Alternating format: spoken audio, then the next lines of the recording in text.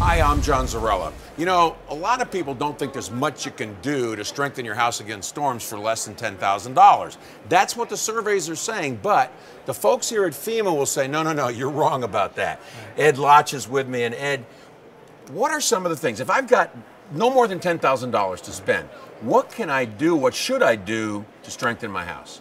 Well, if you live in an area like Florida or in any other high wind prone area, there are a lot of things you can do to help improve the strength of your envelope and of the various building envelope openings. And those are the key things you want to try to protect: the roof, the walls, the windows, and the doors. And there's a number of things you can do that doesn't cost as much as you think. For instance, if you're replacing your roof or if you're updating your roof, while you're doing that work, you can either improve and increase the water resistance of those membranes on the roof. You can put a barrier down, right? You can put a barrier down. And you can also do things like add some clips to the roof and wall connection while you're doing the work.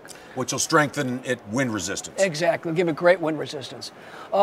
In high wind areas, people have single and double car garages, and they don't realize that they can either buy kits to improve the strength of those for a relatively modest amount, or they can even replace the door and put in a better and stronger door for just a couple of $1,000s. And then, of course, windows. Windows is a key area. Windows are so susceptible to damage and to wind, but even if it's just some pre-manufactured plywood shutters with screwed attachments and things, guidance is available for that.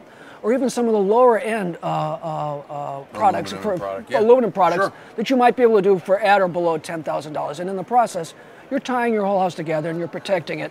Because if you keep the house together and you keep the windows and doors together, then that's how you really help save the house. And that's great. Thanks so much for joining us on this. And that's key, right? Is making sure you keep the wind outside of your house and not letting it get in. Exactly. Ed, thanks so very much for spending time with us. And again, you can see that for less than $10,000, there are lots of things you as a homeowner can do to give yourself a fighting chance if the wind picks up and the storm is heading your way.